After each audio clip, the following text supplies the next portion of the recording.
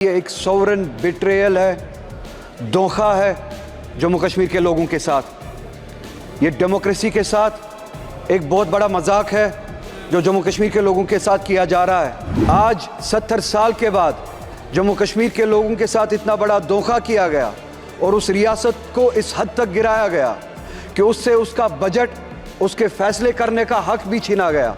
370 एक कड़ी थी जिसके ज़रिए हम इस मुल्क से जुड़े थे और उस आइन के उस आर्टिकल के ज़रिए हमें वो हुकूक दिए जाते थे, हमें हमारे सब्जेक्ट्स पे लेजिस्लेट करने का हक दिया जाता था। हमसे पूछे बगैर 370 यहाँ पे छीना गया। नतीजा ये है कि आप आज कहते हैं कि जम्मू कश्मीर यूनियन टेरिटरी है, जिसे मैं आज भी कबूल नहीं करता हूँ। एक रियासत है जहाँ पे हमें अब उस हद तक गिराया गया है कि यहाँ के भीख मांगनी पड़ती है, हम अपने फैसले नहीं ले पाते। यहाँ पे यूनियन बजट के साथ साथ जम्मू कश्मीर का भी बजट डिस्कस किया जा रहा है, टेबल किया गया है। डिस्कस तो नहीं किया जा रहा है, टेबल किया गया है, क्योंकि डिस्कशन में अभी तक सिर्फ एक मेंबर के अलावा जो कि जम्मू कश्मीर से ताल्लुक़ रखते हैं, उनके अलावा जम्मू कश्मीर के हवाले से किसी ने बात नहीं की। चेयरमैन साहब, आपके ज़रिए मैं ये बात बताना चाहता हूँ यहाँ पे इस ऐवान को कि ये बजट का यहाँ पे होना, जम्मू कश्मीर का बजट पार्लियामेंट में प्रेजेंट करना, पार्लियामेंट के ज़रिए बनाया जाना, यूनियन गवर्नमेंट के ज़रिए बनाया जाना, ये एक सॉवरन बिट्रेयल है, धोखा है जम्मू कश्मीर के लोगों के साथ। ये डेमोक्रेसी के साथ एक बहुत बड़ा मजाक है जो जम्मू कश्मीर के लोगों के साथ किया जा रहा है। डेमोक्रेसी में इस तरह के फैसले लोग खुद लेते हैं, अपने ज़रिए लेते हैं, अपने लिए लेते हैं, जिसे कहते हैं democracy, by the people, for the people, of the people. मगर आप देखें, जम्मू कश्मीर का बजट जम्मू कश्मीर के लोग नहीं बनाते, जम्मू कश्मीर की स्टेट नहीं बनाती है। आज 70 साल के बाद जम्मू कश्मीर के लोगों के साथ इतना बड़ा धोखा किया गया और उस रियासत को इस हद तक गिराया गया कि उससे उसका बजट, उसके फैसले करने का हक भी छीना गया। उन वादों के प्रिंसिपल्स के बरक्स, जिन प्रिंसिपल्स के बुनियाद पे हमने इस यूनियन के साथ एक्सेशन किया था कि हम अपने फैसले खुद लेंगे, ये स्टेट, जम्मू कश्मीर की स्टेट अपने फैसले खुद लेंगे, अपना रास्ता खुद बनाएगी और वो इख्तियार और वो पावर इस यूनियन के कॉन्स्टिट्यूशन ने हमें दिया था। आज आप देखिए, हमें न सिर्फ अपने फैसले लेने का इख्तियार नहीं है, न सिर्फ अपने बारे में फैसले और रास्ते बनाने का इख्तियार नहीं है, बल्कि हम पे फैसले थोपे जाते हैं, बजट यहाँ पे बनाया जाता है। आज आप मुझे बताइए, हर एक रियासत का, हर एक स्टेट का बाशिंदा यहाँ पे बैठा हुआ है, किस स्टेट में ऐसा होता है कि उस स्टेट का बजट वो स्टेट खुद ना बनाए, उन पे वो थोपा जाए, वो फैसले उन पे थोपे जाए।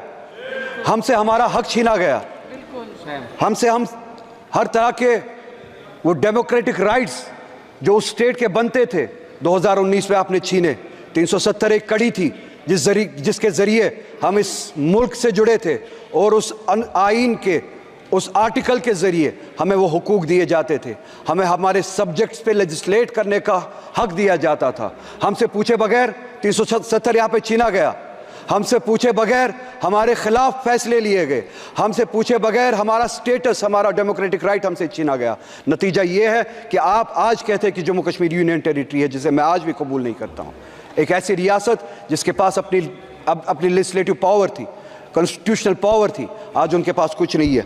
नतीजा ये निकला कि बजट यहाँ पे बनाया जाता है और उस बजट में मजाक किया जाता है जम्मू कश्मीर के लोगों के साथ। एम्प्लॉयमेंट के हवाले से आप देखिए, जम्मू कश्मीर की रियासत 2019 के बाद आज पहली बार 70 सालों में पहली बार अनएम्प्लॉयमेंट मुल्क में सबसे ज़्यादा है जम्मू कश्मीर है। इनके अपने आदाद शुमार पहले नंबर पे या दूसरे नंबर पे आज पहली बार, क्योंकि हमसे हमारे इख्तियारात छीने गए, डिसीजंस हम नहीं लेते, आपका वाइस रॉय वहाँ पे डिसीजन लेता है, जिसे आप LG कहते हैं। नतीजा ये निकला, अनएम्प्लॉयमेंट सबसे ज़्यादा है। अनएम्प्लॉयमेंट इतनी ज़्यादा है कि अब अगर लोग वहाँ पे अप्लाई करना भी चाहते हैं, आपके पास उतने रिसोर्सेज नहीं है, जगह नहीं है जिनके ज़रिए आप वो जो ज़रूरत है वो पूरा कर सके, वो एम्प्लॉयमेंट दे सके। एम्प्लॉयमेंट के हवाले से आप बहुत सारी लेवल्स पे जम्मू कश्मीर के लोगों के साथ जंगें लड़ रहे हैं। नई रिजर्वेशन पॉलिसी यहाँ पे लागू की गई, हमने नहीं बनाई, जम्मू कश्मीर के लोगों ने नहीं बनाई। यहाँ पे बनाई गई और वहाँ पे थोपी गई। 70% रिजर्वेशन बढ़ाई गई। ओपन मेरिट को 30% तक कम किया गया। ओपन मेरिट के लिए अब जगह सिर्फ 30% बनती है। ये एक ऐसी लड़ाई है जहाँ पे ये चाहते हैं कि वहाँ पे क्लास वॉर हो, सोसाइटी के जो मुख्तलिफ सेक्शंस है आपस में लड़े।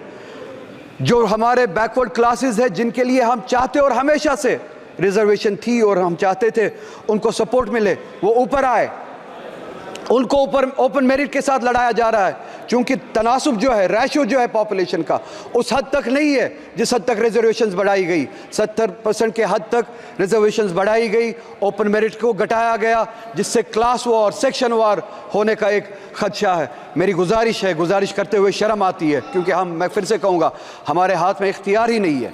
इन्हें भी सोचना चाहिए। एक रियासत है जहाँ पे हमें अब उस हद तक गिराया गया है कि यहाँ के भीख मांगनी पड़ती है, हम अपने फैसले नहीं ले पाते। इनसे गुजारिश है ओपन मेरिट को या सुप्रीम कोर्ट की जो कैप है उस हद तक रखे, या पॉपुलेशन का जो रेशियो है, पॉपुलेशन के हिसाब से जो कैटेगरीज है, पॉपुलेशन का जो रेशियो है उस हिसाब से आप रिजर्वेशन करें, ताकि वो जो ओपन मेरिट पे इस वक्त तलवार चल रही है वो ना हो। हमारे लोग वहाँ पे इसका खामियाजा उठा रहे हैं। इसी के साथ साथ हमारे जो वैकेंसीज फिल करने के लिए जो डिले हुआ था कोविड की वजह से, कोविड से पहले हम स्टेट पे ताला लगाया गया था 2019 में, अगर यहाँ पे सबको याद हो। उस दौरान स्टेट ने काम नहीं किया। उसके बाद कोविड आया, उसके बाद ये जो वैकेंसीज फिल होनी थी उसके लिए वक्त नहीं दिया गया, वैकेंसीज फिल नहीं की गई। नतीजा ये हुआ हमारे जो बच्चे हैं, लड़के लड़कियां जो है वो अब ओवर एज होना शुरू हो गए हैं। हमारी गुजारिश है कि अब ये जो कैप जो है वो जो 28 साल तक थी उसको बढ़ाया जाए, एज रिलैक्सेशन दिया जाए, एग्जेप्शन दिया जाए, ताकि जो कोविड के दौरान 2019 के दौरान जो आपने लॉकडाउन किया था, जिस दौरान स्टेट ने काम नहीं किया, वैकेंसीज फिल नहीं हुए, उनको वो एज रिलैक्सेशन दी जाए। अगर आज वो 33 साल के 32 साल के हुए हैं, उनको वन टाइम एग्जेप्शन दिया जाए, वो रिलैक्सेशन दी जाए कि वो अप्लाई कर सके। हॉर्टिकल्चर हमारा बहुत बड़ा सेक्टर है, बैकबोन है। आप उस हॉर्टिकल्चर के साथ भी लड़ाई लड़ रहे हैं 2 लेवल्स पे। चेयरमैन साहब, आपके ज़रिए इन्हें बताना चाहता हूँ, एक टॉक्सिक हमारी खाद वगैरह जो हमारे लिए पेस्टिसाइड्स यहाँ से भेजी जाती है, जानबूझ के टॉक्सिक भेजी जाती है, जिससे हमारे पेड़ पौधे ख़राब किए जाते हैं। दूसरी लेवल पे हमारा जो सेब कश्मीर से आता था उसको पिछले साल, अगर आपने सुना हो, रोका गया और यहाँ से मुल्क से बाहर, चाहे वो ईरान से हो चाहे USA से हो, सेब लाया जाता है without tax, without import duty सेब लाया जाता है। यहाँ की मार्केट मंडियाँ भरी गई है बाहर के सेब से, जिन पे इंपोर्ट ड्यूटी नहीं लगाई गई। कश्मीर से आने वाला सेब उसको रोका जाता है, कश्मीर की हॉर्टिकल्चर को टॉक्सिक पेस्टिसाइड से ख़राब किया जाता है। 2 लेवल्स पे हमारे साथ जंग लड़ी जाती है। हमारी इकॉनमी को कमज़ोर किया जाता है, हमारे हॉर्टिकल्चर को कमज़ोर किया जाता है। मेरी गुजारिश है, हम चाहते हैं, जम्मू कश्मीर की आवाम चाहती है कि इंपोर्ट ड्यूटी लगाई जाए, जो बाहर से सेब आता है उस पर इंपोर्ट ड्यूटी लगाई जाए, और जो ये टॉक्सिक पेस्टिसाइड हमें भेजा जाता है उस हवाले से काम किया जाए। ये पेस्टिसाइड हमारे बीच ना भेजा जाए। हमारे साथ इस तरह की जंगें ना लड़ी जाए। हमें जी हाँ, मैं वो बात भी करूँगा। वक्त मेरे पास ज़्यादा नहीं है, आपका हाथ घंटी पे है। हमारे साथ हर तरह की ज़्यादती होती है, वक्त भी उसी तरह की एक ज़्यादती है, मैं जानता हूँ। मैं एक बार ना चाहते हुए यहाँ पे दोहराना चाहता हूँ, मैं यहाँ पे इलेक्शन की भीख मांगने के लिए नहीं आया हूँ। मैं यहाँ पे अपना स्टेटस और अपना कॉन्स्टिट्यूशनल राइट जो 370 के ज़रिए हमें दिया गया था वो मांगने आया हूँ। मगर जाते जाते यहाँ पे ये इस वक्त की स्पीच कंक्लूड करते करते चेयरमैन साहब, आपके ज़रिए पूरे मुल्क को याद दिलाना चाहता हूँ कि सुप्रीम कोर्ट ने इस गवर्नमेंट को डायरेक्शन दी थी कि सितंबर तक वहाँ पे डेमोक्रेटिक गवर्नमेंट कायम की जाए। सुप्रीम कोर्ट की डायरेक्शन के मुताबिक अगले महीने सितंबर का महीना शुरू होने वाला है, मगर अभी तक, बस एक मिनट में कंक्लूड कर रहा हूँ, अभी तक वहाँ के डेमोक्रेटिक वहाँ के इलेक्शन के लिए अभी भी कोई प्रोसेस शुरू नहीं हुआ है। आपसे गुजारिश है, डेमोक्रेसी के लिए, for the spirit of democracy, उन्हें डायरेक्शन दे, कम से कम सुप्रीम कोर्ट की डायरेक्शन पे अमल करे और वहाँ पे इलेक्शंस कराए।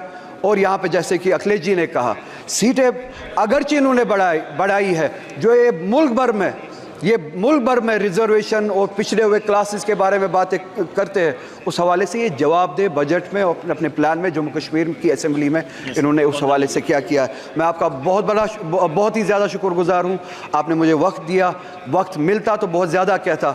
इन सभी से गुजारिश है कि ये जो हमने बातें की है इन पर गौर करें और हमारी तरफ से भी बात करें, इनका अटेंशन फोकस जम्मू कश्मीर की तरफ ले, हमारे मसले हल कराए।